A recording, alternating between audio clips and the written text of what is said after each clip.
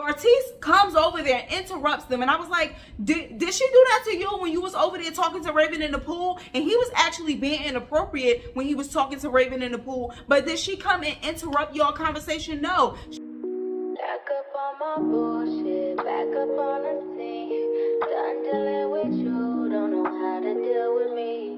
Done fucking with you, don't know how to love me. Hey y'all, what's up? Welcome back to the channel. Welcome if you are new. Hey girl, hey. So today we are going to be reviewing Love is Blind Season 3, Episode 7. So let's get into it. Just kidding. You know what I'm about to say. You know what I'm about to say. Before we get into the video, I need you to give it a thumbs up and subscribe, okay? If you enjoy the content, be sure to give the video a thumbs up and subscribe to the channel. Now we can get into it. So this episode opens up with the continuation of Brennan meeting Alexa's family, and the dad basically gives his blessing.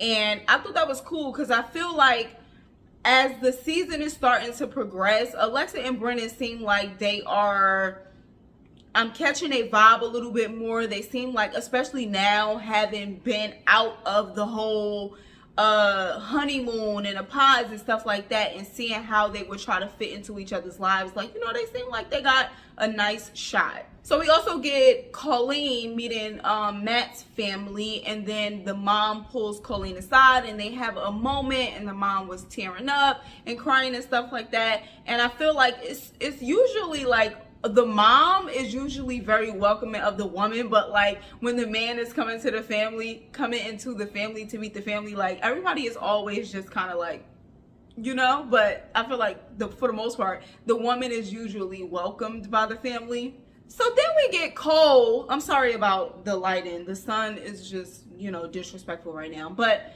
then we get Cole taking Zenab to his apartment, and I don't care. She said, this looks like a 26-year-old's apartment, or 25, however old he is. And it's like, no, it doesn't. Because 25 is a fully grown adult. You're grown. You should at least know how to clean up behind yourself to make your place look tidy. Like, you know what I'm saying? Even if you are not the best, like, organizer or whatever the case may be, like, at least make your apartment look tidy up. Like, it just was nasty, and it just was no excuse for that. I don't care if he a man or boy, like, clean up. But he pulls out like this thing that his family gave him, and they talk more about his family. And like I said, it really sucks and it's really whack. I feel like if you love your kid as much as you say you do, then you cutting them off because they doing an experiment is just absurd. So then we get Nancy meeting Bartise's family, and I'm not gonna lie, Bartise's father looked like Dr. Heavenly husband, Dr. Damon. I was like, Dr. Damon, is that you? Is that Dr. Damon? He looked like Dr. Damon, okay? But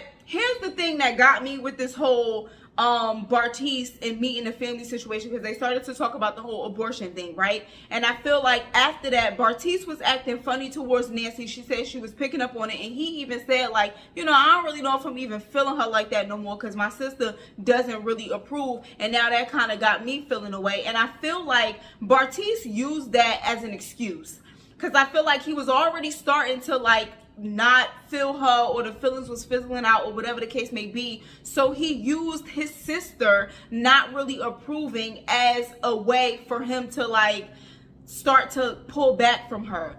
And I just was like, if you like somebody and you have strong feelings for them, your sister not approving of them shouldn't make you now be turned off about them. You get what I'm saying? Like, so I feel like he was using that as an excuse, and that junk is just so corny. Like, please, I would rather him have been like, you know what, for whatever reason I can't really get that feeling back, instead of trying to make it seem like, oh, my sister don't approve, so now I'm not really feeling her like that. So then we get Raven introducing SK to her friends, because remember, her family is not into any of this.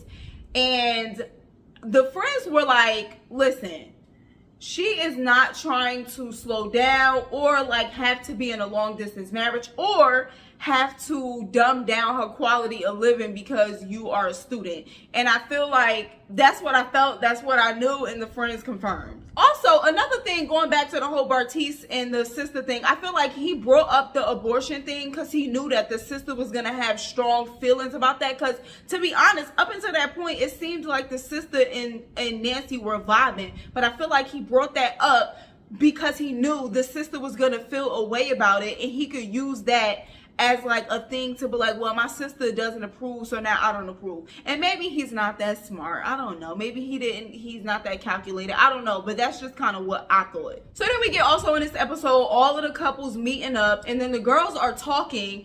And I don't understand why Nancy was acting so confused as to when Zeneb told her that Cole was saying that Colleen was cute. I'm like, girl, didn't Bartise do the same thing? She was acting so, like, he said that to you? And it's like, didn't Bartise say something similar to you? You forgot?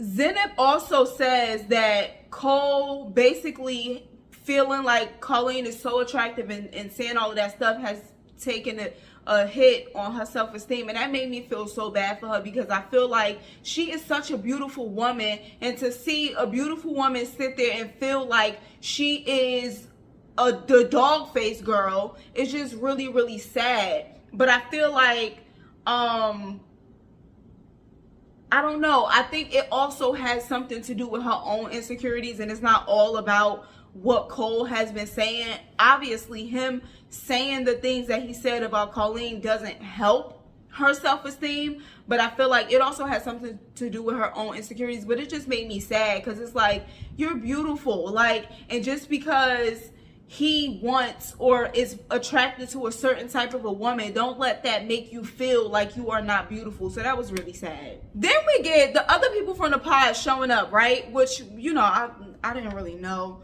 any of them other people except Andrew. And I was so confused as to when Andrew pulled Nancy to the side and they were over there talking, she was not trying to give him no place. She said she was happy where she was at. She ain't have no regrets, despite the fact that Bartise had been being cold to her recently. She still was like, I'm happy with my decision, so on and so forth, right? And Bartise comes over there and interrupts them. And I was like, did she do that to you when you was over there talking to Raven in the pool? And he was actually being inappropriate when he was talking to Raven in the pool. But did she come and interrupt your conversation? No. She let you talk. She let you have your space. And it's like, these men can never take what's done to them, like what they do to the woman. Like, I just was like, yo, she did not interrupt you. You coming over there feeling all insecure. Meanwhile, you just said that you wasn't even really feeling her like that no more.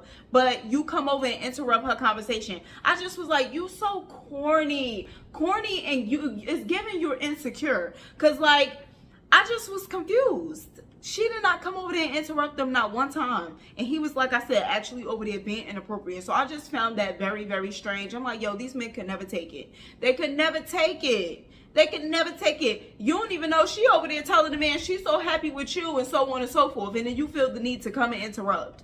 So we also get in this episode too, Matt talking to Cole because he, for whatever reason, didn't believe what Colleen said. And I feel like that's already a red flag. If you got to go get somebody else's side to the story just for you to believe it, then that says that you don't trust the person that you're with, so maybe y'all shouldn't even be together. I can understand, though, how sometimes, like, in order for it to sit right with you, you need to hear all sides. But to me, I feel like that means you don't trust your person if you need to, like, get that. We also get in this episode later on, Matt calling around looking for Colleen because she was supposed to come back home and she decided to go out, and then he was freaking out talking about, I don't want somebody that go out, it's 2 o'clock in the morning, da da da da. On one hand, I'm like, y'all in your early 20s. Well, he not. I think she is. But it's like, or mid 20s. It's like, she went out. She probably should have told him, like, I'm not going to come back home, about to go out, or whatever the case may be, or plans changed. I'm actually about to go here. But I also was like, why are you calling them? Shouldn't you be calling her, trying to find out where she at? And I don't know. But that whole scene was a mess. And it just was, it was messy. Like, for real. I was like, oh my God. I also neglected to say that Bartise, when he was talking about, I'm jealous, I wish I had that, I wish I had that, what he really means is that he wish he had a super skinny white girl, basically. Because what are you talking about? If you have a deep emotional connection with Nancy, then why are you jealous because they are physically attracted to each other? Shallow. Where this girl at? You couldn't like shoot the man a text like I'm not coming back. But for him to say like I don't want a girl that stay out till 2 o'clock in the morning, I'm like, that ain't really that late. Now I feel like he probably wouldn't have been upset if she would have let him know. But I was thinking to myself like 2 o'clock in the morning is not that late for somebody in their mid-20s. Like, you know what I'm saying? Like, I don't know. This episode was pretty good. I have to go though, so let me know down in the comments what you thought. Give the video a thumbs up if you enjoyed it. Subscribe if you are not subscribed, and I will catch you in the next one. Bye.